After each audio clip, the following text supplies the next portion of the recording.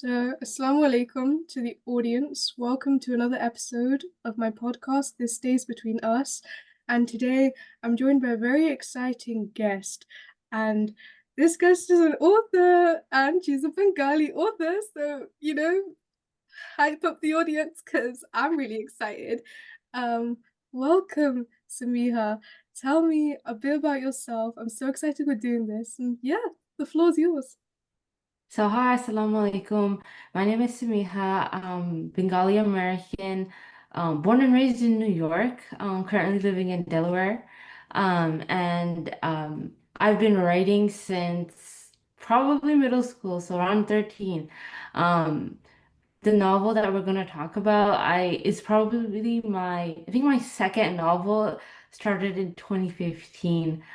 So it's been a while since I've been writing, and I'm really excited to, you know, talk about it as we move forward. Yeah, I'm excited as well. And so the novel that we're going to be talking about today is Slums of Paradise.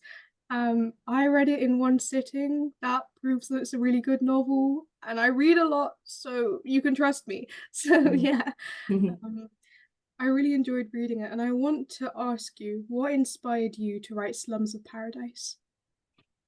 So it's a little bit of a journey because it started off as kind of a response to something that had happened when I went to Bangladesh in 2014 with my family.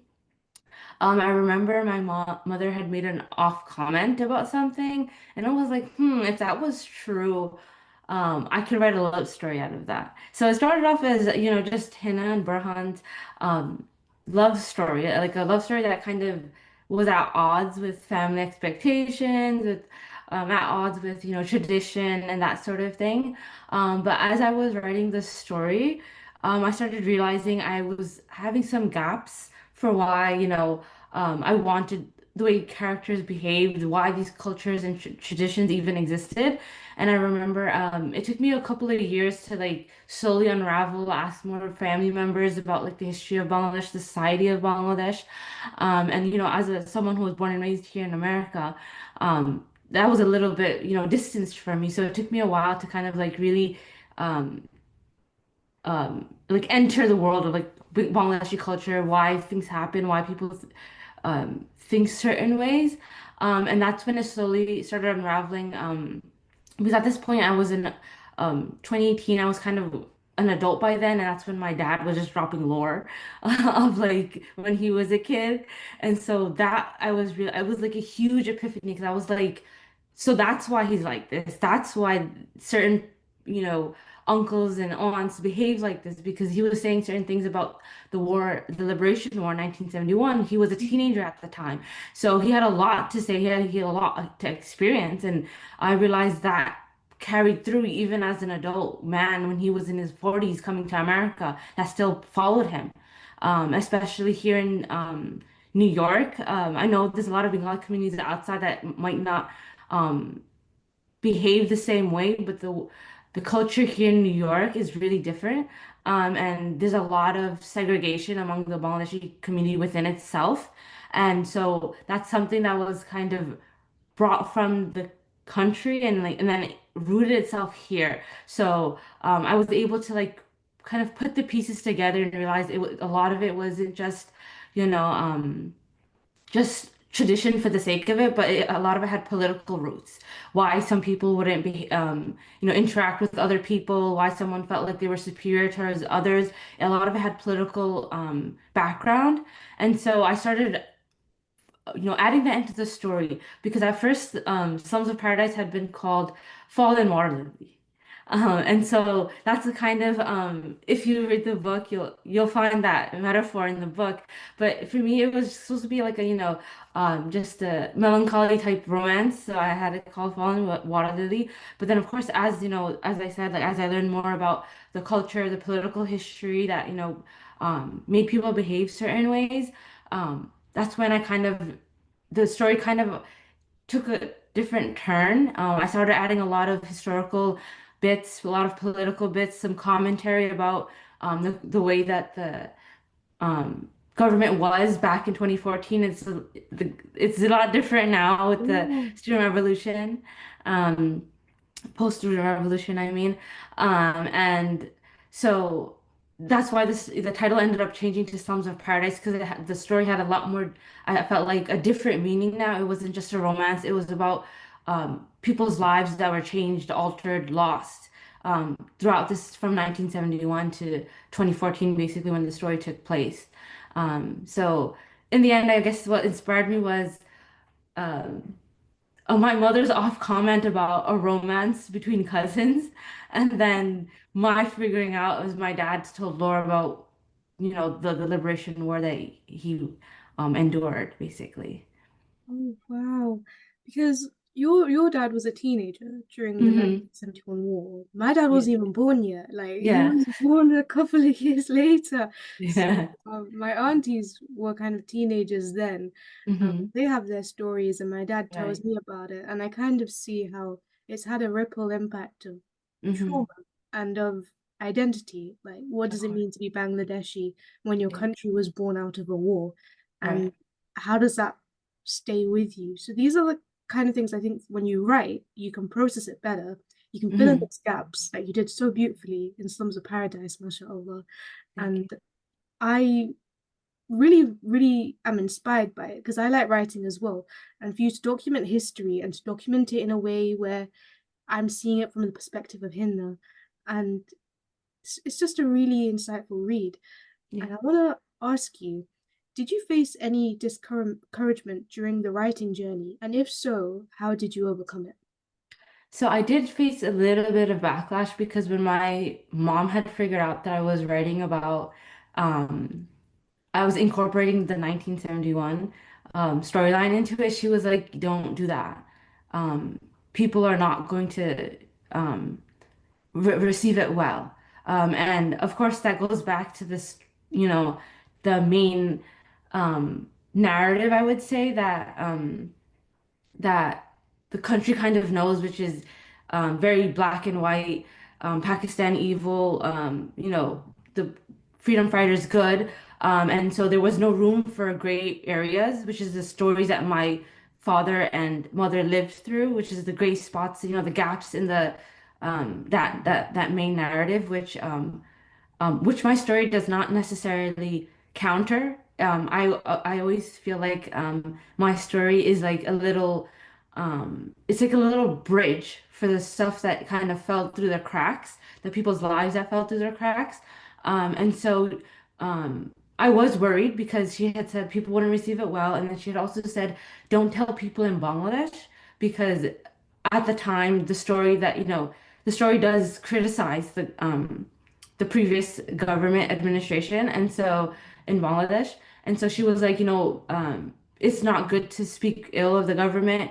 They can come after you in certain ways. Um, I have family members who are living abroad on political asylum because they spoke ill of the government. And so my mother was like, you should not be writing this story. And if you do write the story, it's to yourself. Keep it to yourself, And for a while, it did stay with myself. I never thought about publishing. I started writing in 2015, but it wasn't until like 8 or 9 years later where I was like, maybe I can publish it. Maybe that I'm far away enough in America that no one's gonna like do something to me. But there was always the back of my mind that because my father's older brother, um, his family, so my Sasa's family. Um, I sincerely use salsa. I think other dialects will say cha-cha. But his family actually they're under watch, so they so we have to be really careful about what we do because of that. But I felt like, at the time I was a little young and a little reckless, thinking, I'm in America, it won't affect him. But then, of course, right before my book was accepted for publication by She Writes Press, the Monsoon Revolution happened, the Student Revolution happened in 2024, right? And so once that happened, and then a couple months later, I got the acceptance from She Writes Press, and then I was like, Subhanallah, like it was like a oh Oh, my God moment, right? oh, Because with the way my neighborhood had celebrated, like people were honking cars and stuff. They had an impromptu like parade when the news of the previous administration being fallen. So I was like, this is my chance. I was so worried throughout the writing process. Um, and then worrying about like if I did publish it, would it, not affect, being far enough away and stuff like that. But like now I didn't have to worry about that at all because, people were saying, freedom of speech basically, you didn't have to worry too much of if you spoke out against her. So I was really excited that everything kind of aligned because it did take a while. That 10 years took a while, but like it happened exactly the moment that it needed to. So Yeah, yeah, I it would was. say I overcame that just through God's help, I guess, because it was God's timing, you know? Yeah, it was because, like, you mentioned being afraid of what will happen to your community in Bangladesh, your mother's fears as well. And when 2024, when the previous administration overtoppled by the students, it's your Right. time. It's your time to shine. The Yeah. space is there for you. Wow, Yeah. that is so so beautiful. I guess that leads me on to my third question. What is one piece of advice you have for your younger self? Huh. I remember when I first started writing, I shied away from myself, as in my culture, my religion. I wrote stories pretending that that did not exist. Um, my first draft of Slums of Paradise, I remember thinking people are, is anyone even going to read this? Because it was my first time writing a whole like novel based on something like actual culture, being Bangladeshi, like do people even read that? I remember thinking that to myself when I, was first writing it. And I would say to my younger self, you should have done it a long time ago. It took me a long, long time to really embrace that I am Bangladeshi, that, Bangladesh has a history, like a vast history, vast culture, like thousands of years old, and that I could write about that. It took me a really long time, and I feel like if I had just been confident that I can do that, that there's plenty of people who would read it, not just Bangladeshi people, but people who enjoy stories, people who enjoy history and culture are going to recognize and enjoy that. Um, I wish I just knew that beforehand because it took me a really, really long time. Because after writing my first draft of Sons of Paradise, I kind of gave up and I just started writing other stories with like white people as characters, people like Amanda and no religion, or Christianity as a religion, as a character's religion. For a long time, I just did that. Sons of Paradise kind of just sat there for a long time as my only story, just because I felt very like not confident with it. So I wish if someone had told me, if I told myself earlier that to be proud of that, to be proud of who I am, where my parents and family came from, that I would be able to have gotten to that realization sooner. Yeah, I really feel that because, like, for me with writing at the start, I used to write white characters, and Yeah. I'm like, nothing wrong with it, but I'm not feeling it because I'm not a white girl. So Yeah. what am Yeah. I doing? But Right. when I started embracing my Bangladeshi heritage and culture and identity through my stories, I felt the words just come out of me like pouring like rain, and it's Yeah. like I'm in that flow state. I know what I'm writing about and I can relate to it. And little Hmm. me would be really happy to see Yeah. herself in a book. So, Yeah. yeah, yeah. What difficulties did you face when achieving your dreams?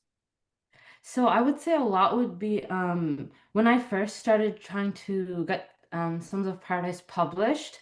I remember it was like 2022, 2023, maybe towards it took me I was so I was querying it to a lot of literary agents and publishers and I just kept hitting a brick wall. Hmm. And I remember thinking, is my writing not good enough? What is it about my story that's not like hitting? Why am I getting all these no's? And so I kind of thought it was just me. I was like, oh, I must be a terrible writer, not worthy of being published.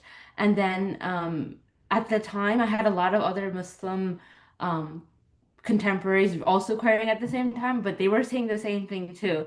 And I was like, well, we all can't be terrible writers, you know? That would be very odd if all like eight of us were, bad at writing simultaneously, different stages of our lives and this and that. And so at that point I kind of realized, well, I think um there might be like a systemic issue about the way in which Muslim characters, Bangladeshi characters kind of exist on my page versus the one that they want to see on their pages. And 100, so I 100% felt agree. like at that point I started going to independent presses, which She Write Press is an independent press. And so by doing that, I was finally able to get like a look that wasn't, totally um built into the system, right? As an independent press, She Writes Press gets to, publish whatever they believe is better or fit to be published.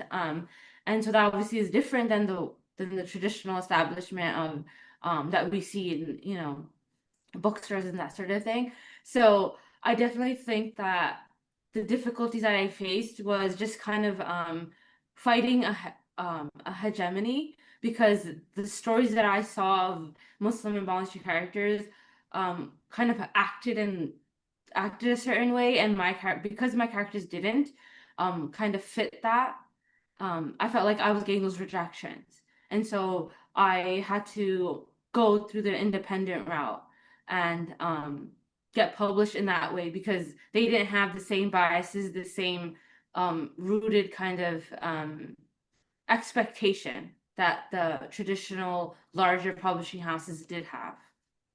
I agree with you 100% because I remember I was walking into a bookshop and I was in the YA section. I was looking for South Asian characters being represented in Hmm. books that are their stories. And I found like five or six out of an Right. entire set of shelves A to Z. And it Hmm. had me like, okay, what does it take to fit through that tiny gaps that we can see ourselves in mainstream literature? And so I Hmm. 100% agree with you that there is a bias in Hmm. traditional publishing. There is a very big bias that is stopping our voices and our stories from being accurately represented. I Right. guess because our authenticity comes across as a threat to the Western narrative that we're Hmm. oppressed, but Right. we're not. And our Hmm. stories prove it. And Yeah. so Hmm. keep writing them. Definitely. You're actively fighting against a narrative that aims to claim that we are not nuanced and we are not Right. textured and we are not layered, but we are. Right. So yeah, I really admire the work that you do because it allows readers like me to see themselves in literature and to Hmm. also see that we are more than the narratives that are placed on us by Right. people who don't really know our culture or identity. So my final question is, what is one message you have for the Bengali sisters in the audience? I would say please write because if I'm walking so you guys can run, then by all means run, get take off, you know, um, because my one story is not enough to encompass like even all the stories that I will write. I don't believe that will encompass the greatness that Bangladesh and our history has to offer. And so, definitely keep writing, definitely keep researching. It took me um, as much as I had the lived experience that my father and my parents went through, my grandparents went through. I still had to research. I still had to look up books about from other people's perspectives. I know that I had to read. I read Dead Reckoning. Um, which is I think nonfiction recollection of 1971's the genocide that happened. Um I know not a lot of people like that because it goes against the main narrative that the previous administration kind of wanted to push.